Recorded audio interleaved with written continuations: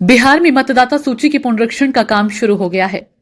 25 जून से 26 जुलाई तक यानी एक महीने तक यह अभियान चलेगा। इस दौरान चुनाव कार्यालय के कर्मचारी और बूथ लेवल के अधिकारी यानी बीएलओ घर घर जाकर मतदाताओं का सत्यापन करेंगे। कोई 20 साल के बाद बिहार में मतदाता सूची का इतना गहन पुनरीक्षण हो रहा है, लेकिन इसके साथ ही से लेकर सवाल उठने लगे हैं। पहला सवाल इसकी टाइमिंग का है और सत्यापन के लिए निर्धारित की गई समय सीमा का है। ध्यान रहे, बिहार में विधानसभा चुनाव नजदीक आ गया है। 4 महीने में वहां मतदान होना है, उससे ठीक पहले यह अभियान शुरू हुआ है। दूसरे, इसके लिए सिर्फ 1 महीने का समय तय किया गया है। इसके अलावा इस बात पर विवाद है कि मतदाताओं से कई किस्म के दस्तावेज मांगे जाएंगे। बहुत बड़ा समूह ये दस्तावेज नहीं दिखा पाएगा।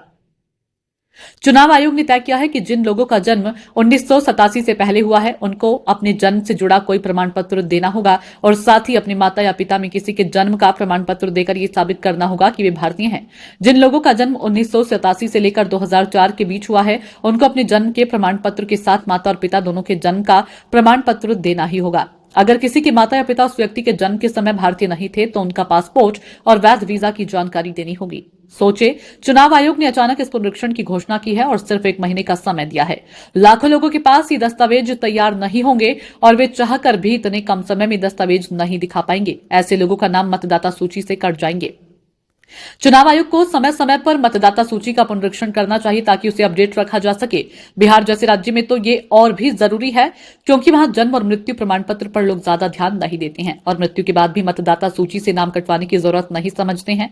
दूसरे, बड़ी संख्या में वहां से लोगों का पलायन होता है, लेकिन उनका नाम मतदाता सूची में बना रहता है। यही कारण है कि बिहार जैसे राजनीतिक रूप से सजग प्रदेश में मतदान का प्रतिशत हमेशा कम होता है, क्योंकि मतदाता सूची में जिन लोगों के नाम होते हैं, उनमें से लाखों लोग बिहार से बाहर रहते हैं। मतदाता सूची के अनुपात में मतदान का प्रतिशत कम हो जाता है। इसके अलावा बांग्लादेश से सीमा सटे होने की वजह से बड़ी संख्या में बांग्लादेशी घुसपैठिए बिहार के अलग अलग हिस्सों में बसे हैं।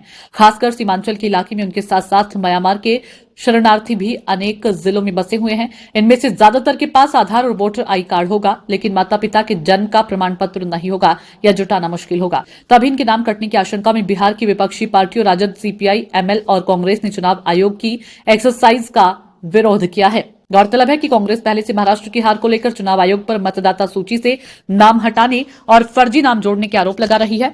राहुल गांधी ये भी कह चुके हैं कि बिहार में भी महाराष्ट्र जैसी मैच फिक्सिंग होगी। पुनरीक्षण के अभियान के बाद विपक्ष इन आरोपों को दोहरा रहा है। हालांकि विपक्षी पार्टियां तृणमूल कांग्रेस की तरह सक्रिय होकर गड़बड़ी रोकने के प्रयास नहीं कर रही है, सिर्फ आरोप लगा रही है।